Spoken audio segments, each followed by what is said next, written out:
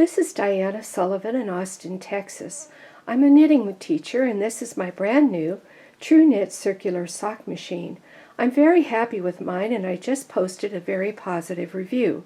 I recommend it as a reliable, smooth, quiet, feature-laden, and quality-built CSM. Many CSM knitters start after hand knitting socks, or perhaps were not a knitter at all, and they may not have anyone nearby to teach them the machine. There are a lot of online resources, and I've linked some of my favorites in the description box below. I'm also filming a few quick start lessons for newbies. If you aren't sure how to start, or the machine is frustratingly unfamiliar to you, these lessons are for you.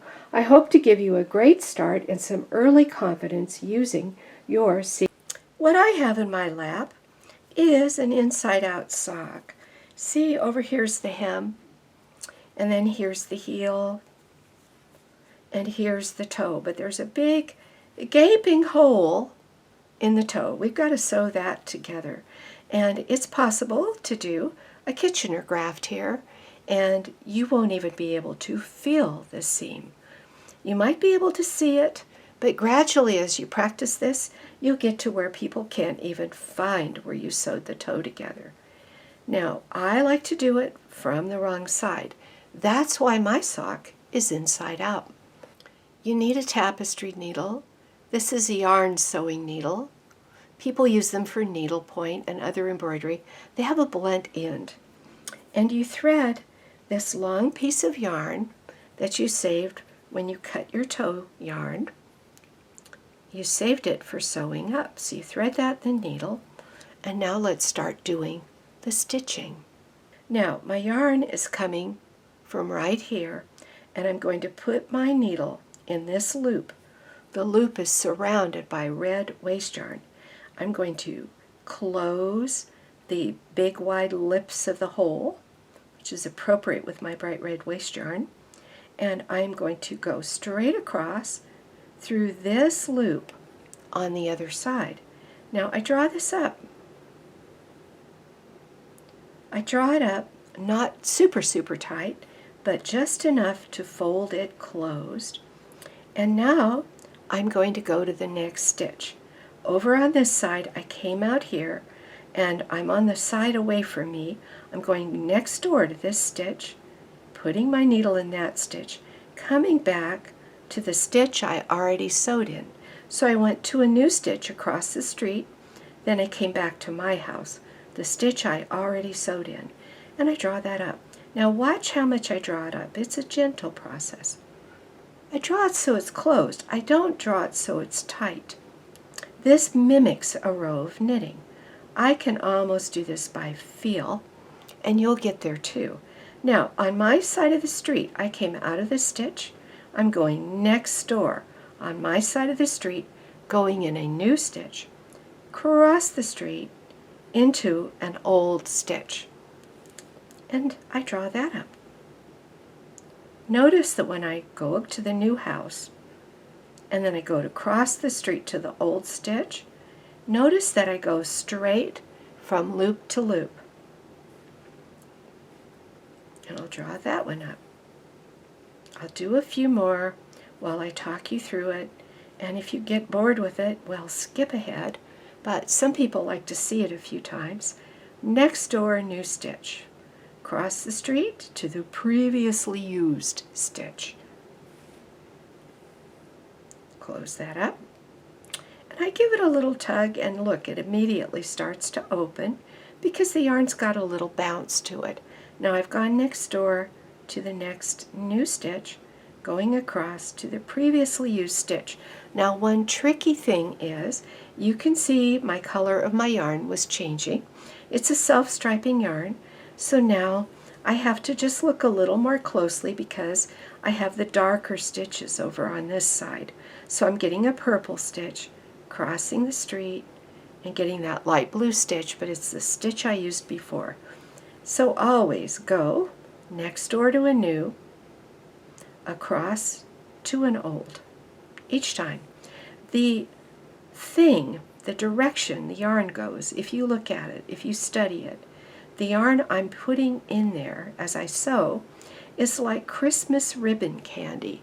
It's a back forth yarn with a curl like old-fashioned ribbon candy. Now I'm just going to keep sewing using this same technique until I get all the way to the end over here, and I leave the waste yarn on the whole time, and when I'm way over here at the other end, I'll be back.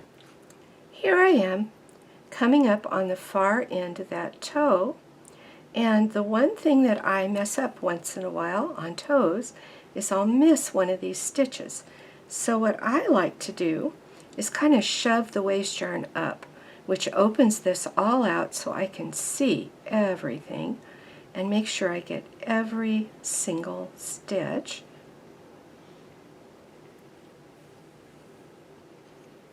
And then the next one would be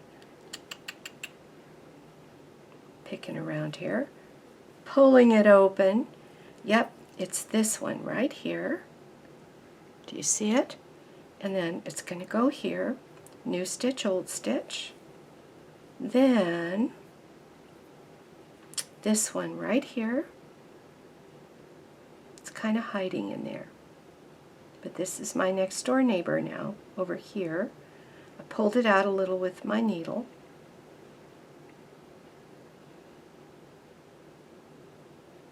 And then I go back in that one again, and then I've gone through.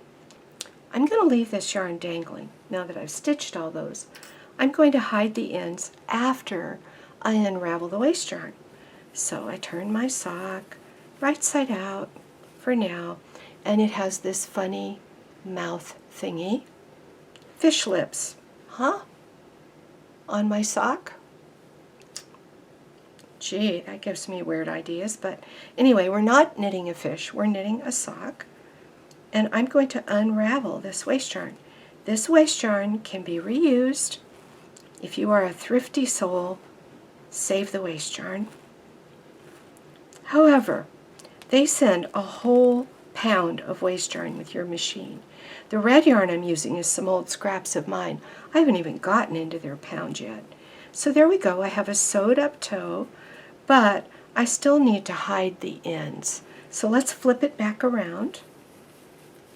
Wrong side facing me, and we're going to hide the end of the yarn at the toe. I pull this in just a little bit tight. It tends to be a tiny bit loose. It's come unthreaded, so I'm going to re-thread my needle. And then I'm just going to hide the end. And there are a lot of ways you could do it, but I'm going to go ahead and bury the yarn down in this short road ridge along the side of the sock here. And I'll bury it about an inch, scooching in and out of those stitches. Then I'll take a little back stitch and I'll bury it a little farther down. Just getting it kind of in the middle of all that.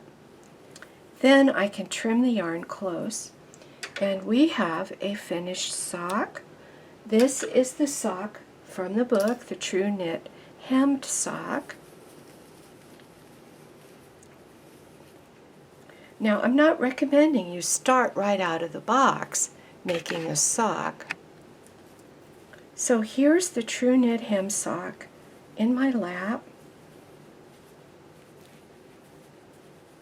flattening it out so it looks like a sock and isn't all crumpled up from being turned inside out and then right side out. But there it is in my lap. This fits a medium-sized woman's foot on my 60 stitch cylinder, adjusted at the factory for tensions. And I was pretty happy with the sock. I do prefer a rib top, but this is a better sock for you to start. Now I'm going to recommend to you that when you learn these techniques from these first few quick start videos, that you do the hem and practice it a few times, and then do the heel and practice it a few times, and do the toe and practice it a few times, and refer back and forth to your manual as needed. But I tried to get all the little details that you need just to give you a quick start and some confidence. Thank you for watching all the way to the end. If you like my content, please do like and subscribe. Please go look in the description box if you want a lot more resources for sock knitting, machine knitting, the website for these beautiful Tru-Knit machines, which I do highly recommend, and other cool resources that you will enjoy. Happy cranking!